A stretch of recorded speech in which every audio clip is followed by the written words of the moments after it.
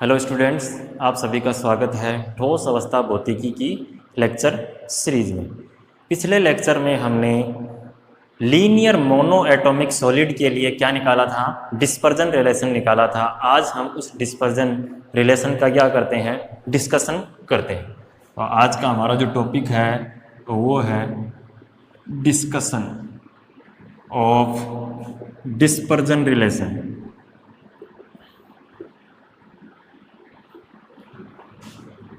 of linear monoatomic solid।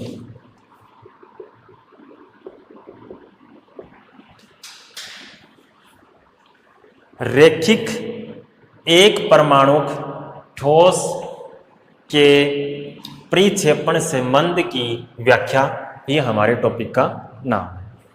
हमने last lecture में monoatomic या रैखिक एक परमाणुक जालक था, उसका डिस्पर्जन रिलेशन निकाला था। वो हमारा क्या आया था, omega is equal to √4 beta upon M sine KA/2।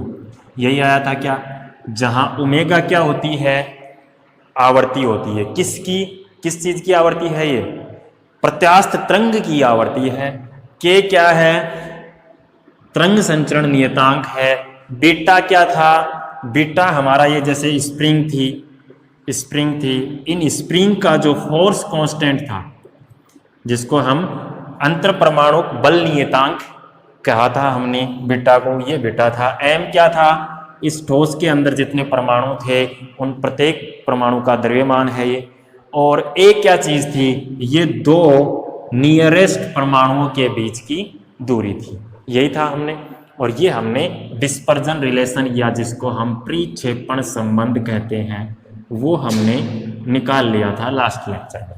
अब हमें इसका डिस्कशन करना है। तो डिस्कशन में ये जो समीकरण है, ये राइट साइड है, ये आप मेरे को बताओ अधिकतम कब हो सकती है।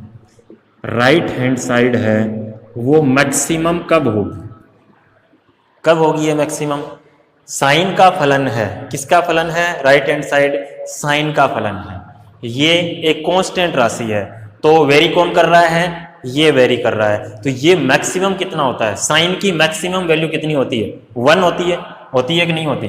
इसका मतलब ये साइन क्या हो जाएगा, 1 हो जाएगा। उस समय हमारा ओमेगा क्या हो जाएगा, मैक्सिमम हो जाएगा। तो यहां से मैं लिख सकता हूं क्या, omega maximum is equal to √4 beta upon M, जो कब हुआ है, जब हमारा साइन KA/2 कितना हो गया है, 1 हो गया। कब हुआ ये, जब हमारा sign KA/2 is equal to क्या हो गया है, 1 हो गया है। तो ये जो फ्रीक्वेंसी है ओमेगा मैक्सिमम, इस फ्रीक्वेंसी का एक नाम है जिसको हम कहते हैं कट ऑफ फ्रीक्वेंसी।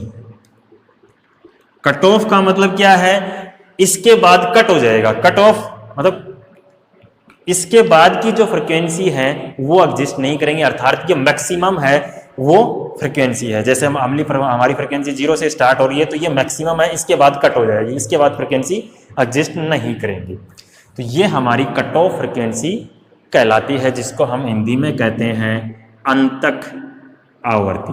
क्या कहते हैं, अंतक आवर्ती। इस चीज का फिजिकल मीनिंग क्या है, इस ओमेगा मैक्सिमम का फिजिकल मीनिंग क्या है। इसका फिजिकल मीनिंग ये है, हमारे पास सॉलिड है, कैसा सॉलिड है, लीनियर मोनोएटॉमिक सॉलिड है कि नहीं है।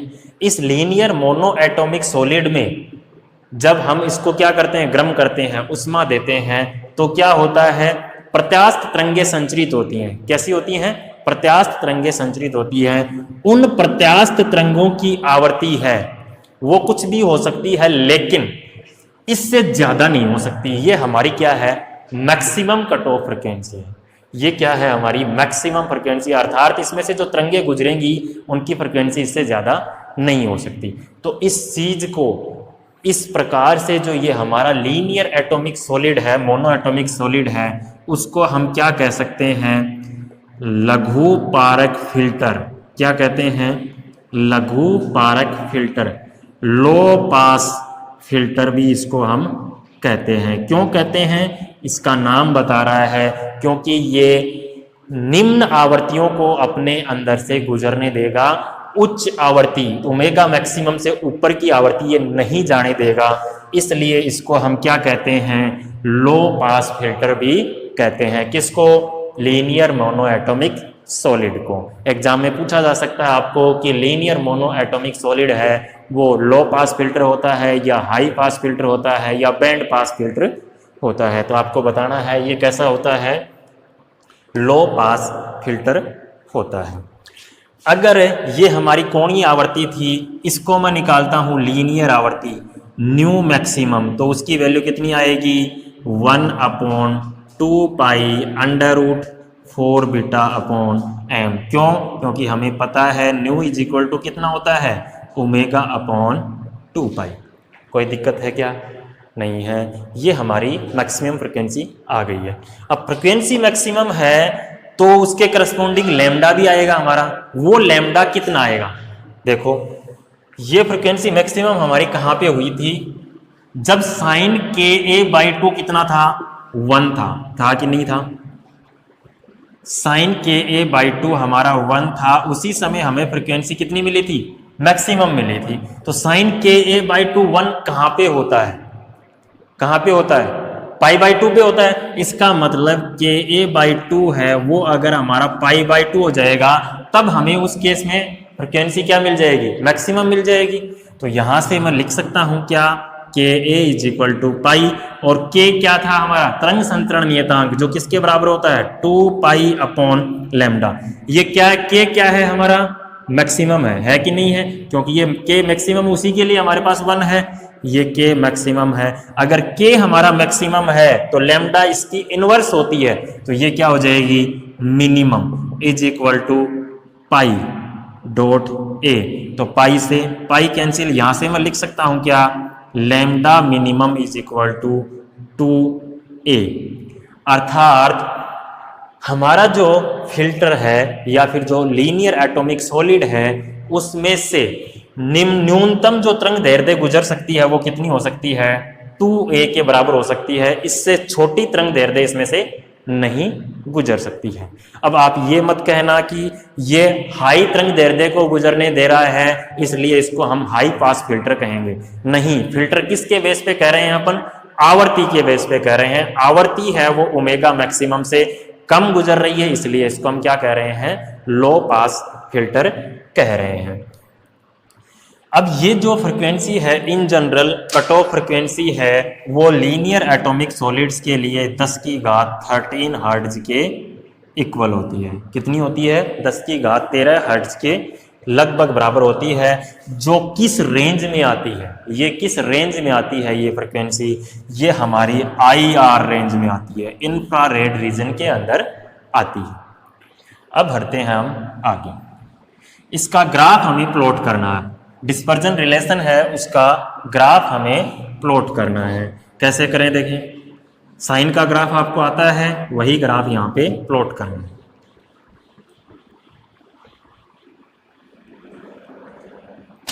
देखो यहां हमने क्या लगाया था, मॉडुलस लगाया था। क्या लगाया था, मॉडुलस लगाया था। इसका मतलब ओमेगा की वैल्यू नेगेटिव नहीं हो सकती।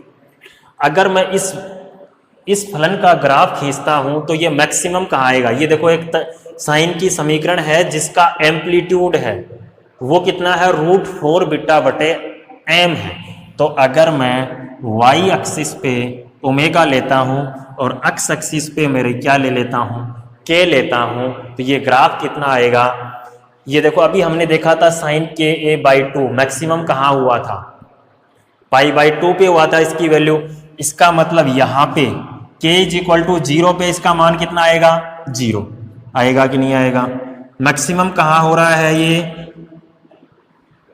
k की किस वैल्यू पे मैक्सिमम हो रहा था, k a by 2 is equal to pi by 2 था, 2 से 2 कैंसिल हो गया, तो k is equal to pi upon a पे क्या हो रहा था, ये मैक्सिमम। तो ये हमारा क्या आ गया, पाई अपॉन ए आ गया। फिर ये क्या करेगा, वापस 0 हो जाएगा।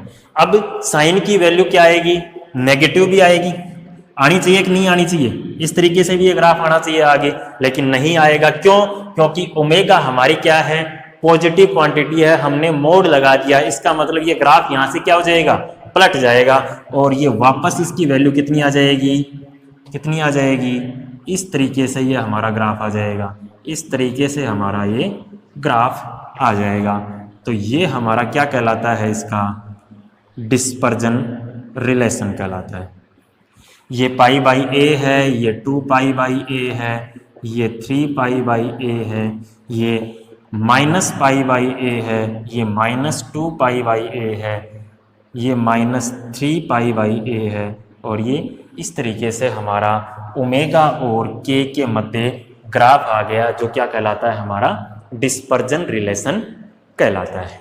इसके बाद हम बात करते हैं कला वेग और समूह वेग की बात करते हैं। बहुत ही इजी टॉपिक है लेकिन इंपॉर्टेंट भी है, समझना बहुत ज़्यादा जरूरी है। कोई दिक्कत है क्या इस ग्राफ को ड्रॉ करने में? आगे बढ़ते हैं अपन।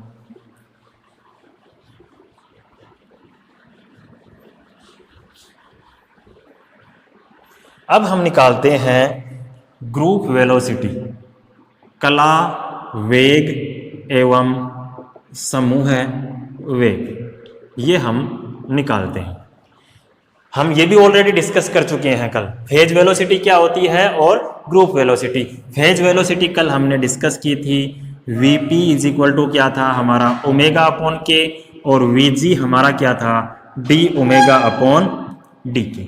ठीक है, इस ग्राफ से हमें ये दोनों चीजें निकालनी है। तो सबसे पहले मैं बात करता हूं न्यून आवर्ती पर। किस पे बात करते हैं अपन? न्यून आवर्ती पर। जब आपकी आवर्ती क्या हो, कम हो। न्यून आवर्ती का मतलब क्या है, हमारा के है वो लगभग 0 के बराबर है कि नहीं है? आवर्ती कम है इसका मतलब के भी कम है, और के कम है इसका मतलब के ए बाई 2 भी लगभग 0 के बराबर है। और अगर ऐसा है तो हमारा साइन के ए बाई 2 की वैल्यू कितनी आएगी, लगभग के ए बाई 2 के बराबर आएगी। क्यों आएगी? क्योंकि हम जानते हैं कि साइन थीटा लगभग इक्वल टू कितना होता है, थीटा कब, जब थीटा हमारा लेस देन क्या होता है 1। 1 से थीटा की वैल्यू जब बहुत कम होगी उस केस में हमारा ये आएगा। तो ये मान रख देते हैं अपन लो फ्रिक्वेंसी पे। तो ओमेगा इज इक्वल टू हमारा कितना आ जाएगा, √4 बीटा अपॉन एम डॉट के ए अपॉन 2 आएगा कि नहीं आएगा? यहां से मैं लिख सकता हूं क्या इसको, implies omega is equal to √4, बाहर निकलेगा तो कितना बनेगा 2, 2 से 2 कैंसिल हो गया, √ बीटा अपॉन एम इंटू के डॉट ए। कोई दिक्कत है क्या इसमें? अब हमें पता था कि स्पीड ओमेगा और के में क्या रिलेशन होता है, omega is equal to V into K होता है। इसका मतलब यहां से मैं लिख सकता हूं क्या, implies omega is equal to K dot V S लिख सकते हैं, जहां वी एस क्या है, speed of wave in solid, जिसकी वैल्यू हमारी कितनी आ रही है, a√ बीटा अपॉन एम। कोई दिक्कत है क्या इसमें? ये हमारा रिलेशन आ गया है किसके लिए, इसको Vs को मैं वापस वही लिख लेता हूं, कितना, a√ बीटा अपॉन एम। ये जो वैल्यू है हमारी, ये जो डिस्पर्जन रिलेशन है उसी लीनियर एटॉमिक सॉलिड का, किस केस में, जब न्यून आवर्ती हो तब। तो न्यून आवर्ती के केस में हमें क्या चाहिए, अब phase velocity Vp is equal to omega upon K. Omega है, के को मैं इधर लेके आता हूं तो कितना हो जाएगा, is equal to a√ beta upon M, जो किसके बराबर है, Vs के बराबर है। कोई दिक्कत इसमें यहां तक? अब हमें चाहिए क्या, ग्रुप वेलोसिटी। क्या चाहिए, ग्रुप वेलोसिटी। इसी रिलेशन से निकाल सकते हैं अपन, Vg is equal to D omega upon D के।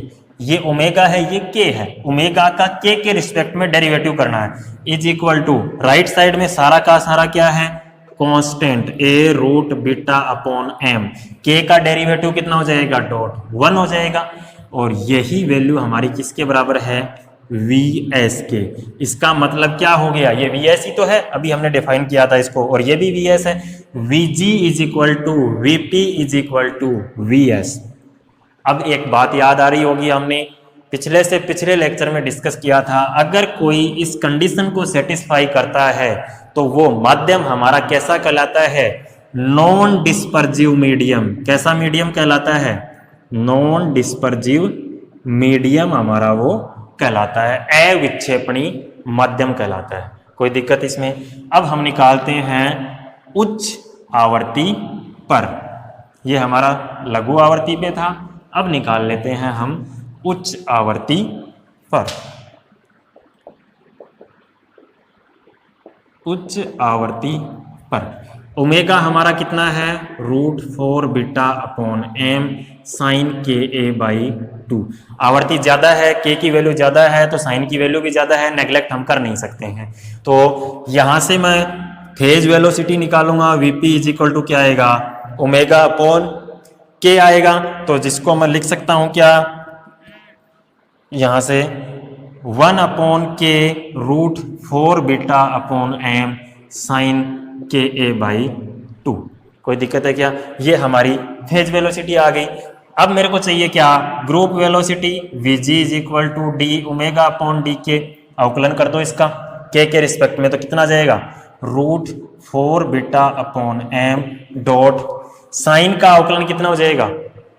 कोस के ए बाई 2 डॉट कितना जाएगा? के अपॉन 2 आएगा। कोई दिक्कत इसके अंदर?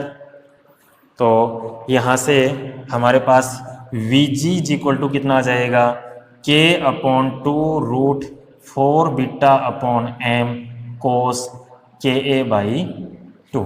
और ये हमारा क्या था? Vp, और ये हमारा Vg। क्या दोनों सेम है? नहीं है। Vp not equal to Vg। इसका मतलब क्या हुआ? उच्च आवर्ती पर लीनियर मोनो एटॉमिक सॉलिड है वो कैसा बिहेव करेगा? जो सॉलिड है हमारा वो डिस्पर्जिव मीडियम हो जाएगा। कैसा मीडियम हो जाएगा? डिस्पर्जिव मीडियम, विक्षेपणी माध्यम की तरह बिहेव करेगा। अब हम देखते हैं कट ऑफ फ्रीक्वेंसी पे। कट ऑफ फ्रीक्वेंसी पे क्या होगा?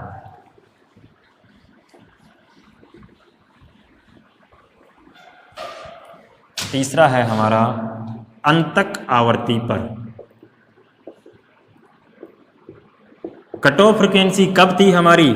Omega is equal to omega maximum is equal to √4 beta बटे एम। यही तो थी हमारी कट ऑफ फ्रीक्वेंसी। इस केस में हमारा वीपी कितना आ जाएगा? Omega upon K is equal to कितना आ जाएगा हमारा? 1 अपॉन के √4 बीटा अपॉन एम आ जाएगा। और अगर हमें चाहिए Vg तो वो कितना था हमारा? डी ओमेगा अपॉन डी के। इसका अवकलन करना के रिस्पेक्ट में कर सकते हैं क्या? इसमें कोई के है ही नहीं, तो अवकलन करोगे तो कितना आ जाएगा? 0। इसका मतलब कट ऑफ फ्रिक्वेंसी पे हमारी ग्रुप वेलोसिटी कितनी आ गई है? 0 आ गई है। तो इस चीज का मतलब क्या है? इसका मतलब ये है कि कट ऑफ फ्रिक्वेंसी पर सॉलिड में से जो प्रत्यास्थ तरंगें संचरित होंगी वो किसी प्रकार की एनर्जी का ट्रांसफर नहीं करेंगी। क्यों? क्योंकि उनकी ग्रुप वेलोसिटी क्या है? 0। ऐसा कब होता है? ऐसा तब होता है जब तरंगें क्या हो जाती हैं? स्टेशनरी वेव या फिर अप्रगामी तरंगें बन जाती हैं। उस केस में ग्रुप वेलोसिटी क्या हो जाती है? 0 हो जाती है। तो ये हमारी थी इसकी कट ऑफ फ्रिक्वेंसी पर डिस्पर्जन रिलेशन था। अब हम बात करते हैं किस चीज की? अंतिम है हमारा वो है ब्रिल्वा जोन। क्या है? ब्रिल्वन जोन।